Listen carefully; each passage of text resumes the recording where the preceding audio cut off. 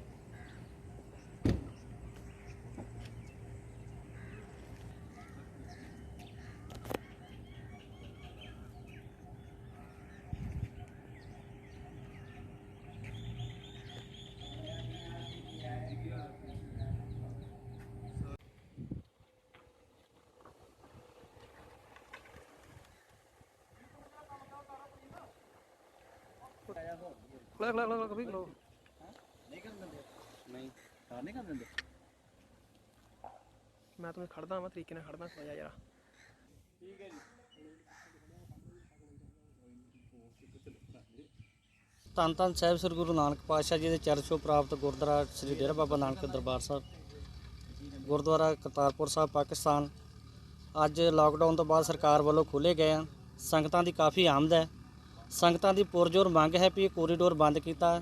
ਇਹ ਇੱਥੋਂ ਸੰਗਤਾਂ ਨਾਰਾਜ਼ ਹੋ ਕੇ ਮੁੜਦੀਆਂ ਹਨ ਤੇ ਇਹਨਾਂ ਦੀ ਪੁਰਜੋਰ ਮੰਗ ਆ ਵੀ ਇਹ ਜਲਦ ਤੋਂ ਜਲਦ ਖੋਲ੍ਹਿਆ ਜਾਵੇ ਤੇ ਅਸੀਂ ਵੀ ਮੰਗ ਕਰਦੇ ਹਾਂ ਸਰਕਾਰ ਪਾਸੋਂ ਵੀ ਇਹ ਕੋਰੀਡੋਰ ਨੂੰ ਖੋਲ੍ਹਿਆ ਜਾਵੇ, ਜੋ ਕਿ ਸੰਗਤਾਂ ਇੱਥੇ ਨਾਰਾਜ਼ ਹੋ ਕੇ ਨਾ ਮੁੜਨ। ਵਾਹਿਗੁਰੂ ਜੀ ਕਾ ਖਾਲਸਾ ਵਾਹਿਗੁਰੂ ਫਤਿਹ ਜੀ। ਇਹ ਜਿਹੜਾ ਸਰਕਾਰਾਂ ਨੇ ਪਾਕਿਸਤਾਨ ਦੀ ਤੇ ਹਿੰਦੁਸਤਾਨ ਦੀ ਸਰਕਾਰ ਨੇ ਕੋਰੀਡੋਰ ਖੋਲ੍ਹਿਆ ਸੀ, ਹੁਣ ਸੰਗਤਾਂ ਦੀ ਮੰਗ ਆ ਵੀ ਜਿੱਦਾਂ ਹੋਰ ਗੁਰਦੁਆਰੇ ਖੋਲ੍ਹੇ ਨੇ ਉਸੇ ਤਰ੍ਹਾਂ ਇਹ ਵੀ ਗੁਰਦੁਆਰਾ ਖੋਲ੍ਹਿਆ ਜਾਏ ਤੇ ਸੰਗਤਾਂ ਜਿਹੜੀਆਂ ਦਰਸ਼ਨ ਦਿਦਾਰੇ ਕਰ ਸਕਣ। ਸੰਗਤਾਂ ਬਹੁਤ ਉਤਾਵਲੀਆਂ ਨੇ ਦਰਸ਼ਨ ਕਰਨ। ਵਾਹਿਗੁਰੂ ਖਾਲਸਾ। ਅਸੀਂ ਇਸ ਵਕਤ ਕੋਰੀਡੋਰ ਦੇ ਉੱਤੇ ਦਰਸ਼ਨ ਕਰਨ ਲਈ ਆਏ ਹਾਂ ਅਤੇ ਸਾਨੂੰ ਗਾੜੀ ਲੰਘਣ ਵਾਸਤੇ ਜਾਣ ਵਾਸਤੇ ਕੋਈ ਇਜਾਜ਼ਤ ਨਹੀਂ ਮਿਲੀ। ਅਸੀਂ ਚਾਹੁੰਦੇ ਹਾਂ ਕਿ ਗੁਰਦੁਆਰਾ ਸਾਹਿਬ ਵਾਸਤੇ ਨਾਗਾ ਖੁੱਲ੍ਹਿਆ 8 ਤਰੀਕ ਦਾ ਤੇ ਸਾਨੂੰ ਵੀ ਦਰਸ਼ਨ ਕਰਨ ਦਾ ਮੌਕਾ ਦਿੱਤਾ ਜਾਵੇ ਤੇ ਬਹੁਤ ਵਧੀਆ ਹੋਏਗਾ। ਅਤੇ ਸੰਗਤਾਂ ਦੀ ਬਹੁਤ ਜ਼ਿਆਦਾ ਮੰਗ ਆ, ਦਰਸ਼ਨ ਕਰਨ ਵਾਸਤੇ ਆਉਣ ਡਈ ਹੈ ਸੰਗਤ ਤੇ ਨਿਰਾਸ਼ ਹੋ ਕੇ ਜਾਣ ਡਈ ਆ। ਕਿਰਪਾ ਕਰਕੇ ਨਾਗਾ ਖੋਲ੍ਹਣ ਦੀ ਇਜਾਜ਼ਤ ਦਿੱਤੀ ਜਾਏ। ਵਾਹਿਗੁਰੂ ਜੀ ਕਾ ਖਾਲਸਾ ਵਾਹਿਗੁਰੂ ਜੀ ਕੀ ਫਤਿਹ।